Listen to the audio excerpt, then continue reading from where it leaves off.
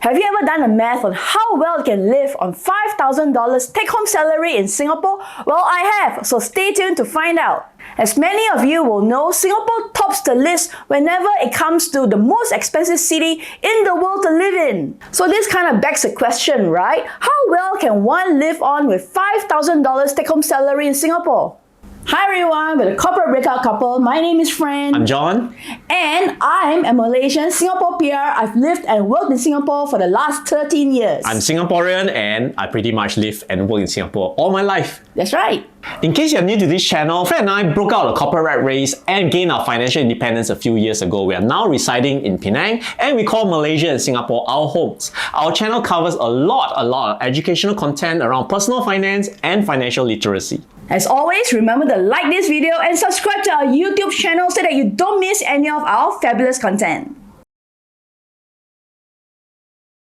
Okay, to kickstart this whole thing, let's explore two scenarios, okay? The first one, you're a foreigner, either from Malaysia or other countries, you just accepted an offer to work in Singapore and your take-home salary is $5,000. Second scenario, you are a Singaporean and you are either a young millennial or a Gen Z, which means your age is around the late 20s to early 30s. Let's start off with accommodation, because if you're a foreigner, you definitely need a place to stay in Singapore. And if you're a young millennial or a Gen Z, you want to be independent and you want to stay out on your own. In both scenarios, you'll be renting either a co-living space, which is very popular nowadays, or a master bedroom, and the budget I've allocated is Sing dollars 1,500, which includes utilities. Let's be realistic, with this 1,500 budget, you can't expect to be living smack right in the middle of Orchard or in town. So you can expect to live in the north, which is like Ang Mo Kio, East, Bedok, or West Clementi area. And we probably can find somewhere where you're near the MRT. When I first moved to Singapore 14 years ago, I already knew that accommodation would take a large chunk out of my take-home salary. So actually, it is to no surprise that for a 5,000 take-home salary, 30% of it goes to accommodation.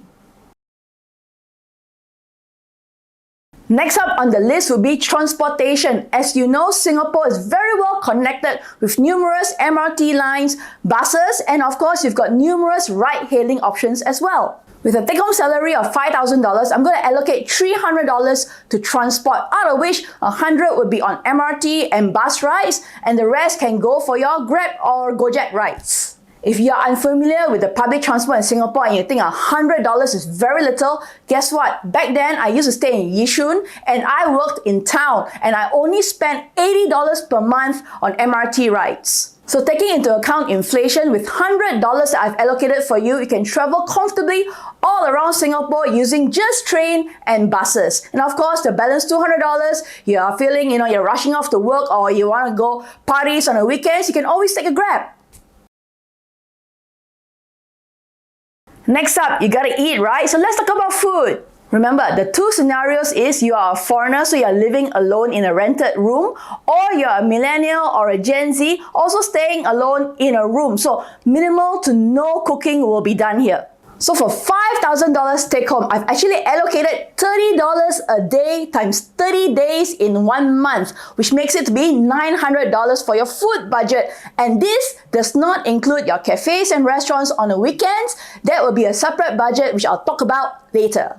Let me tell you this, you can definitely eat well on 30 bucks a day. I'm from Malaysia, I'm very particular about food, and I can tell you I ate well during my time in Singapore. Let's talk about your daily meals. Now, for weekdays, what I find is that even myself included, we are usually rushing to go to work. So some people will just grab a bun from Breakout or skip breakfast altogether, or some will just take the easy way out and tap out economy bihun to eat in the office, and then they make themselves a cup of coffee when they are there. A bun from Breakout is usually around $1.50 to $2, and then you've got your economy bihun or nasi lemak, it's around $2 to sometimes $3. And perhaps you have more time in your hands for a leisurely breakfast, and what I like to go is to go Ya Kun for their steamed toast or their kaya toast, and that's usually around $5 to $6. Now it's lunchtime, and depending on where you work, hawker food can range between $4 to $5 for example, a bowl of bak chor mee or a plate of chicken rice. And if you eat fish soup, then expect to pay $1 extra. If you're into healthy eating, not to worry, Singapore has lots and lots of salad bars scattered all around, and you can make your own bowl for as low as $10 to $11 per bowl. If you're into Japanese and you don't want to spend a bomb, well, Umi Sushi has got you. You can actually get a teriyaki chicken set for less than $10. Now, let's talk about dinner. Usually, people like to eat a heavier meal during dinner time. So you've got a variety of options here with your remaining money. You can do economy rice, which depending on what you choose, it can be ranged from $6 to $8 depending on which store you go to as well. If you didn't spend a lot during the day, say for example you spend $10 for breakfast and lunch and you got $20 left to spend for dinner, you can treat yourself to go to either Aston's or Collins to get their promos dinner set, which actually can fall within the $20 budget range, and have yourself a delicious Western dinner with the full works with salad, corn and your main protein. You know, $30 in Singapore can go a long way for your meals. If you know how to stretch your dollar, you can even squeeze in a cup of coffee during this midday or even an old chunky snack. Next up on the budget is your phone bill. Now, telcos in Singapore are very competitive and you can actually get a 50 gig no contract data only plan for only $30. So let's do that, okay? $30 for your phone bill. Next on the list will be insurance, and I've allocated $300 per month for that, and that covers your hospitalization, death and critical illnesses. Now the rest of it can be covered by your company. I've allocated $0 for dental and doctor visits because usually that's covered by the company. Next up is income tax. So set aside a budget every month for your income tax. And for a $5,000 take home, it is usually around $150 per month. Now, Singapore government actually taxes you on a yearly basis. But guess what? There's an interest-free installment that you can pay on a monthly basis. So $150 per month. For the ease of calculation, this amount is only for citizen and Singapore PR. For a foreigner who's on employment pass, this ratio is higher. Now, let's talk about savings. You know, savings is important because as a foreigner, you want to build your contingency fund just in case of emergencies, and usually you are alone in a foreign country. And of course, if you're a Singaporean, you're a millennial or a Gen Z, you're also a young adult that you want to build your future savings. So for a $5,000 take-home salary, I'm going to put aside 15%, which makes it to be $750 a month. Now let's talk about something really exciting. Putting aside money for your travel budget, and I'm putting aside $400 a month. If you are a foreigner living in Singapore, you might want to use a portion or all of your travel budget to go back to your home country to visit your friends and family. That's what I did. My budget for myself back then, 13, 14 years ago, was $200 a month to travel back to Penang via flight. You can also use this budget to make mini trips all around Southeast Asia because the Singapore dollar is so strong. Singapore is such a convenient place to fly from, so there's many flights you can choose. On a short notice, you can just book for a long weekend, or you can even take just one day leave on a Friday or a Monday, make it a long weekend and travel around Southeast Asia.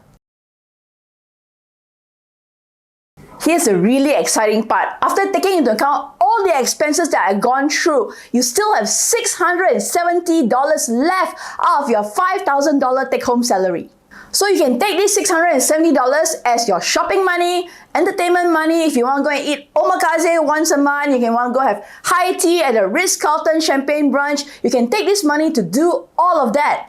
Or, and here's where I come in, we did share that this channel covers about personal finance and financial literacy, right? So you can take a part of that to go and spend for your entertainment, your movies, your drinks and all that, but take a chunk of that to go into where? Into investments. So this investment amount, together with your savings, actually come together into a category called Pay Yourself First, and Pay Yourself First should always be the top priority within your budgeting. If you want to plot towards a bright financial future, like gunning for financial independence, you will know that Pay Yourself First is a very important critical component for you to get there faster. Singapore is a great country to make your money. It is also a great country to spend your money because the moment you walk out of your door, there's a lot of things that seduce you to buy, see or do. Therefore, it's actually really important to know how to make your money work hard for you and stretch your dollar. Oftentimes, your salary is not the only money that you make. You can have AWS, you got bonuses or sales commission. It's very tempting to take that chunk of money to go on lavish holidays, buy your branded stuff and whatnot. However, your financial future is the most important. This is especially true if you're a foreigner working in Singapore. You obviously came to Singapore in search of better opportunities, right, than what your home country can provide you. And it's such a pity if you spend every last cent. We made this video to show that you actually can live a pretty good life on 5,000 take-home salary in Singapore. Of course, feel free to adjust that number up or down in accordance to the lifestyle that you want. If you want more savings, sure, don't go and eat so much fancy restaurants, you can save more. I hope this video has given you a pretty good understanding of how a typical $5,000 budget take-home salary can look like in Singapore. Do give us a thumbs up on this video and follow us on this channel for more of such exciting content. See you in the next video. Bye-bye. Do you know we have an awesome community of like-minded people who want to win in life called the Breakout community? Click on the link below to find out more and join. See you there.